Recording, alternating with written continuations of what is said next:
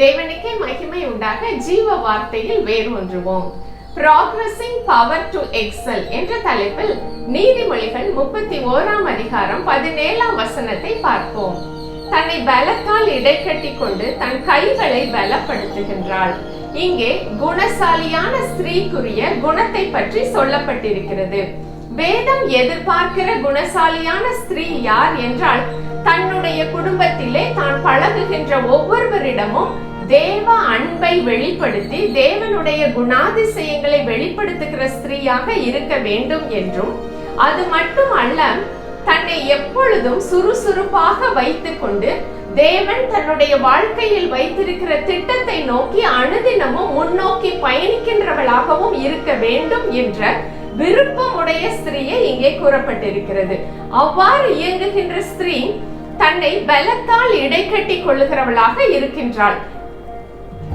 அவளுக்கென்று இருக்கின்ற தனித்தன்மையை வெளிப்படுத்த வேண்டும் என்ற விருப்பமுடையவளாக அந்த ஸ்திரீ இருக்கின்றாள். அந்த ஸ்திரீ தன்னுடைய கணவனுக்கு ஒரு கிரீடமாக இருக்கின்றாள். தன்னுடைய பிள்ளைகள் அவளை பார்த்து பாக்கியவதி என்று சொல்லி வாழ்த்துகின்ற அளவிற்கு தன்னுடைய வாழ்க்கையை அமைத்துக் கொள்ளுகிற ஸ்திரீயாக இருக்கிறாள். குடும்பத்தை கட்டுகிறவளாக இருக்கின்றாள். உறவுகளை இறுக இணைக்கின்றவளாக இருக்கின்றாள்.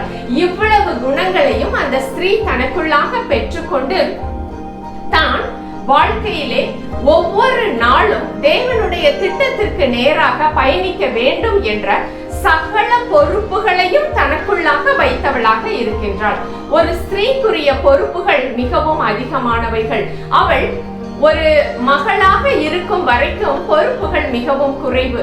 ஆனால் ஒரு மனைவியாய், தாயாய், மருமகளாய், தொழில் அதிபராய், தொழிலாளியாய், கற்பிக்கின்றவளாய், இவ்வாறு பல பொறுப்புகளை அவள் பெற்றுக் கொள்ளும் பொழுது அங்கே அவளுக்கு பலன் தேவைப்படுகின்றது.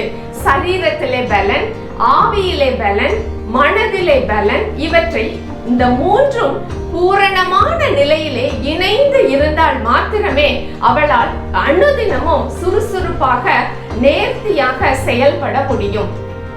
இந்த செயல்பாட்டிற்கு பலன் தேவைப்படுகிறதா இருக்கிறது. ஒரு கம்ப்யூட்டருக்குள்ள எல்லா சாஃப்ட்வேரையும் உள்ளே வைத்திருக்கிறோம். ஆனால் பவரை கொடுக்காவிட்டால், கரண்டை கொடுக்காவிட்டால் அதனால் எந்த பயனும் இல்லை.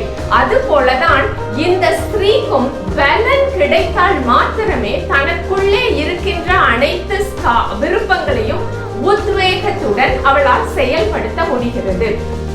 இங்கே தன்னை பலத்தால் இடைக்கட்டி கொண்டு என்றால் எங்கேயோ இருந்து அந்த பலனை அவள் பெற்றுக் கொள்கிறாள் என்பதை நம்மால் புரிந்து கொள்ள முடிகின்றது.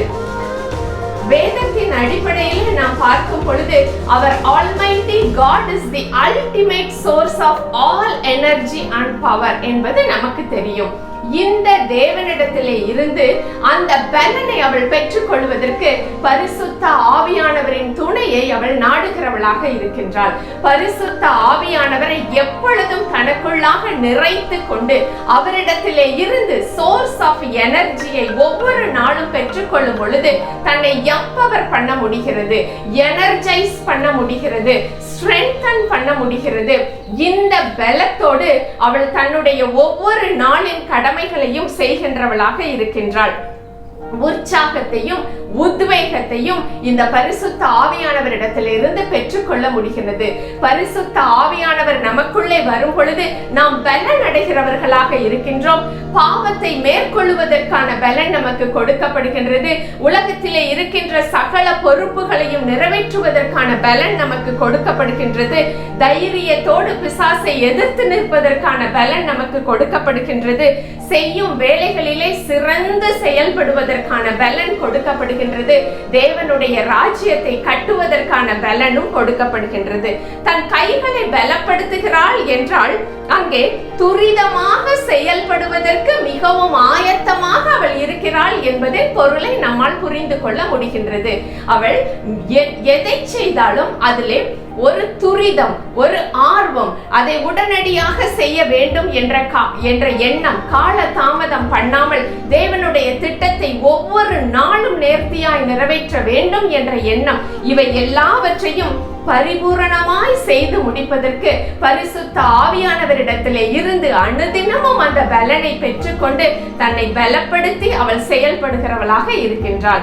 நாம் ஒவ்வொருவரும் குணசாலியான ஸ்திரீயாய், தேவன் விரும்புகிற மகளாய், தேவனுடைய திட்டத்தை நம் வாழ்க்கையில நிறைவேற்றுகின்றவர்களாய், வீட்டிற்கும் சமுதாயத்திற்கும் நம்மை ஒரு பொறுப்புள்ளவர்களாக கொடுக்க கர்த்தர் கிருபை செய்வாராக. ஆமென்.